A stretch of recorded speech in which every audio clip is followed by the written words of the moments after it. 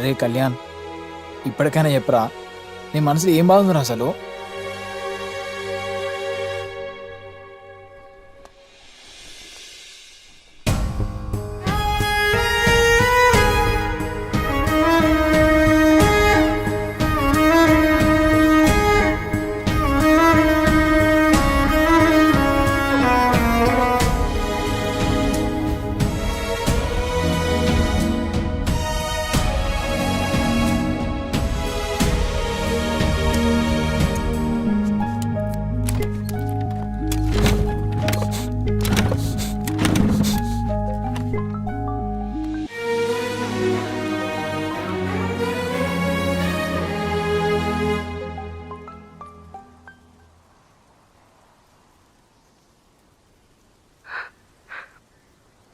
కళ్యాణ్, నువ్వే అన్నావుగా, వాళ్ళు వీళ్ళు అనుకోవడం కాదు, నేను నీ లవర్ని అని ముందు నన్ను అనుకోమని.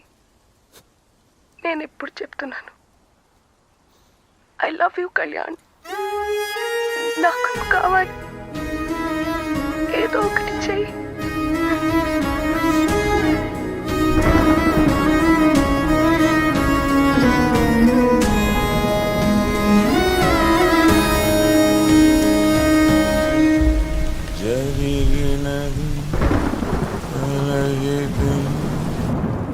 దైవం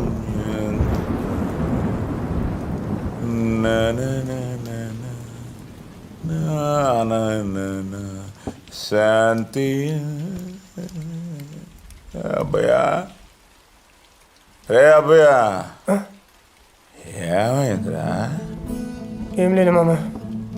నాకు తెలుస్తుందిలే, ఏమైందో చెప్పు. ఏం లేదు మామ, మన కళ్యాణ్. రే, ఇప్పుడు ఆడి గురించి ఎందుకురా? బయట చాలా రోజుల తర్వాత వర్షం పడుతుంది, ప్రశాంతంగా మందు రాదు. నువ్వు అనుకున్నట్టు కాదు మామ కళ్యాణ్. అంటే నేనే తప్పుగా అనుకుంటున్నానా? ఆడి గురించి నేనెంత బాధపడుతున్నానో నీకు తెలుసు కదరా. నీకన్నా ఎక్కువ బాధపడుతున్నాడు మామ కళ్యాణ్.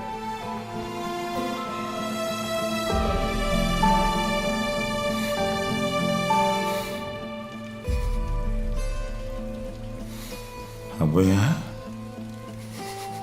ఏమైందిరా?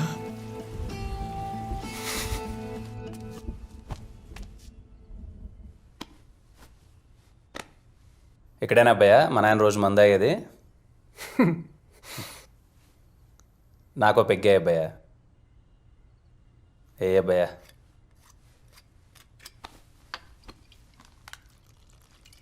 ఎన్ని సంవత్సరాలు అవుతుంది అబ్బాయా నువ్వు మా నాయన దగ్గరికి వచ్చి? సుమారు 10 ఏళ్ళు అవుతుంది బాబు. అంటే నేను మాట్లాడడం మానేసినప్పటి నుంచి. నన్ను అందరూ అడుగుతుంటారు అబ్బాయ, ఎందుకురానో మీ నాయనతో మాట్లాడట్లేదు అని, అమ్మతో సహా. కానీ ఎవరికి చెప్పాలనిపించలేదు. కానీ ఈరోజు నువ్వు నాయనతో ఎందుకు బాబు నువ్వు మాట్లాడట్లేదు అంటుంటే చెప్పాలనిపిస్తుంది అబ్బాయ. మన దగ్గర అన్నీ ఉన్నప్పుడు చుట్టూ అందరూ ఉంటారు అబ్బాయ. కానీ మా నాయన దగ్గర ఏమీ లేదని తెలిసి 10 సంవత్సరాల నుంచి ఆయన్ని కంటికి రెప్పలా కాపాడుకుంటున్నాం.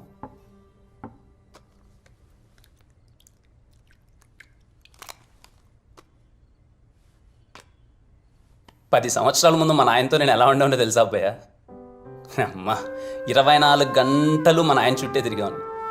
ఆయన తినిపిస్తే కానీ తినేవాడిని కాదు, ఆయన పక్కన తప్ప నిద్ర పట్టేది కాదు, ఆయన దువ్వితే కానీ దువ్వించుకునేవాని కాదు, ఆఖరికి నిక్కర్లు కూడా ఆయన వేయిస్తే కానీ వేయించుకునేవాని కాదు. అంత పిచ్చి అబ్బాయి నాకు మా నాయన అంటే, అంత పిచ్చి. చిన్నప్పుడు అబ్బాయ, దీపావళి పటాకులు కొనుక్కోవాలి 2000 అంటే 4000 ఇచ్చేవాడు. ఎందుకే అంటే, మీ ఫ్రెండ్స్ కూడా ఉంటారు కదరా, వాళ్ళకి గడిపో అనేవాడు. వాళ్ళు పటాకాయలు కాల్చుకుంటూ మీ నాయన ఎంత మంచోడరా, మీ నాయన ఎంత మంచోడరా అంటుంటే ఏదో తెలియని ఫీలింగ్ అబ్బాయ. 10 మందితో ఆయన కూర్చొని అలా నవ్వుతూ మీసం మీద చెయ్యేస్తుంటే 2 కళ్ళు సరిపోయేటివి కదా ఆయన చూడడానికి. చిన్నప్పుడు నాకు ఇంకా గుర్తబ్బాయా, నన్ను స్కూల్లో చేర్పించడానికి ఆయన కారులో తీసుకెళ్తూ ఆయన ముందర సీట్లో కూర్చొని అలా సిగరెట్ తాగుతుంటే వెనకాల నుంచి ఆయన నేను అలా చూస్తున్నప్పుడు ఎలా అనిపించేది తెలుసా అబ్బాయ? నమ్మ ఇప్పటికీ ఎంట్రికలు నిల్చుకుంటున్నాయి అబ్బాయి తలుచుకుంటుంటే. అలా చూసే అబ్బాయి ఆయన ఏమైందో తెలియదు. తాత చచ్చిపోవడం, రోజుకన్నీ మారిపోవడం, ఆయన మొహంలో నవ్వు పోవడం, ఊరోళ్ళంతా మీ నాయన ఏదో తప్పు చేశాడు.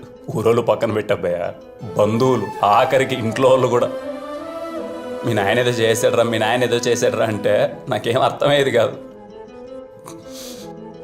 ఏం తప్పు చేసావు అని ఆయన అడుగుదామంటే అంత వయసు లేదు. రోజు ఇంట్లో గొడవలు, అరుపులు. అందరిలాగా నేను కూడా ఆయనతో మాట్లాడడం మానేశాను, ఏదో తప్పు చేశాడు అనుకో. కొన్ని సంవత్సరాల తర్వాత ఆలోచిస్తే అర్థమైంది అబ్బయ్య, మా నాయన ఏం తప్పు చేశాడు అబ్బయ్య? మా తాత కదా మా నాయన అలా పెంచింది. రాజ్యం లాంటి కళ్యాణ మండపాన్ని 24 గంటలు పట్టించుకున్నాడు, కానీ రాజు లాంటి మా నాన్న పనోల మధ్యన వదిలేశాడు అబ్బయ్య. పనోల మధ్యన పెరిగినాడు ఎలా పెరుగుతాడు అబ్బయ్య? 10 రూపాయలు ఖర్చు పెట్టడం తెలుస్తుంది, కానీ 10 రూపాయలు మిగిలించడం ఎలా తెలుస్తుంది? ఇదంతా అర్థమైన తర్వాత ఆయనతో మాట్లాడదామని చాలా ప్రయత్నించిన అబ్బయ్య. నా మీద నాకే సిగ్గేసింది. నేను కూడా ఆయన అలా అర్థం చేసుకున్నానా అని. మాట్లాడదామని ప్రయత్నించిన ప్రతి ఒక్కసారి నాకు ఆయన మీద ఉన్న విపరీతమైన ప్రేమో లేక ఆయన మీద ఉన్న గౌరవమో ధైర్యం సరిపోయేది కాదు. చాలా మంచోడు అబ్బాయి మన ఆయన. 10 మందికి పెట్టినోడు కానీ 10 రూపాయలు ఏ రోజు ₹1 కూడా వాడి దగ్గర తినలేదబ్బయ్యా.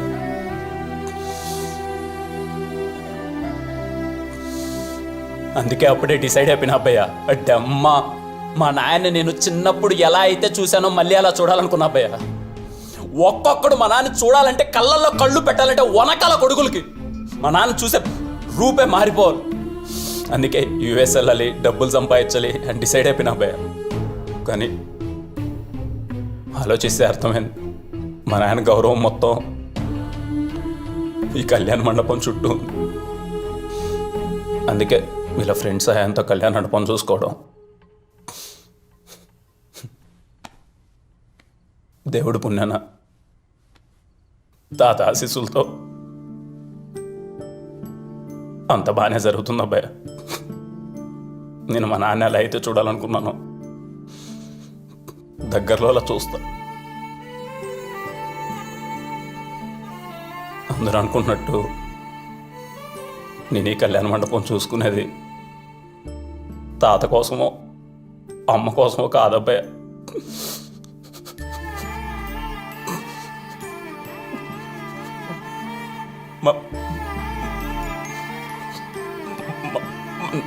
నాన్న కోసం అబ్బాయి. ఆయన ఎలా ఉండాలి ఆయన మరో మాట అన్నది.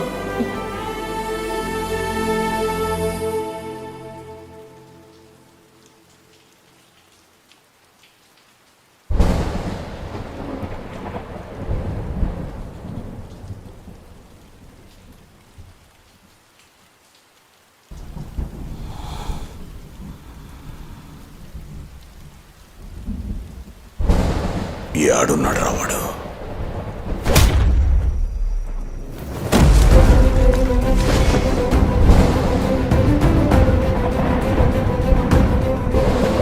చెప్పా కదరా, బిడ్డ మీద ఏటు పడితే నాయన వస్తాడని.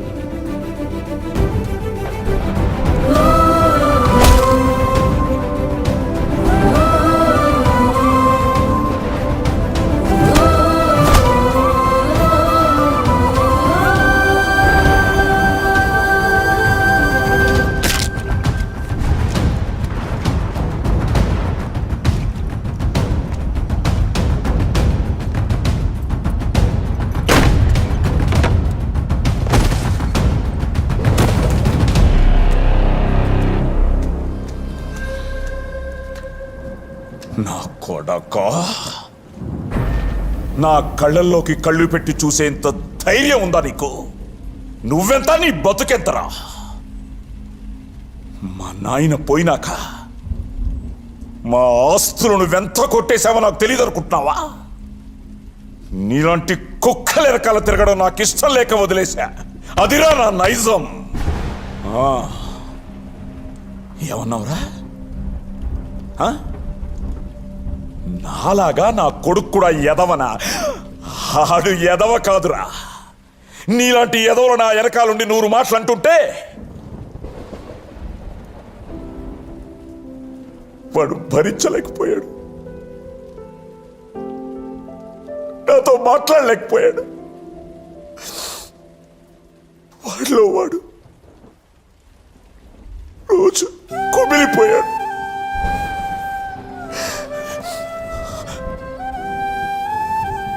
ఈనాళ్ళు వాడు నాతో మాట్లాడలేదన్న దిగులు పిల్లిలా ఉండిపోయాడు. కానీ వాడు నన్ను పులిలా చూడాలన్నదే వాడి ఆశ అయితే ఇంకెందుకురా ఇలా ఉంటాను? ఆ రోజు వాడిని కొట్టడానికి పంపించేది నువ్వే తెలుసుంటే అప్పుడే నరికేసేవాడిని. అప్పుడే.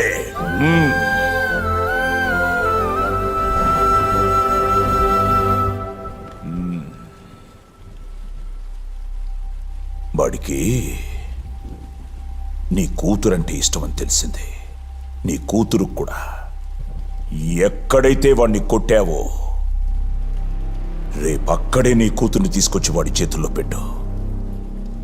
లేదంటే రేపు ఇదే టైంకి మళ్ళీ వస్తా.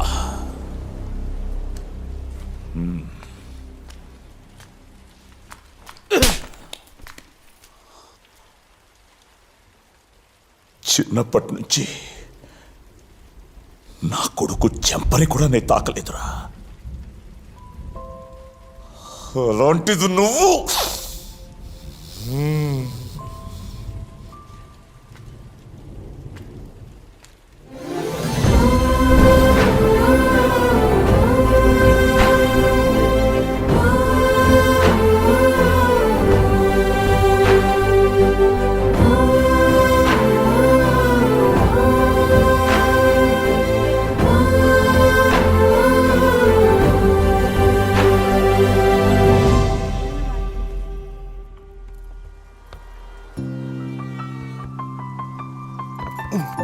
ఓకేనా?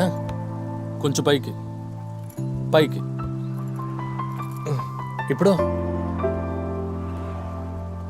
బాబు,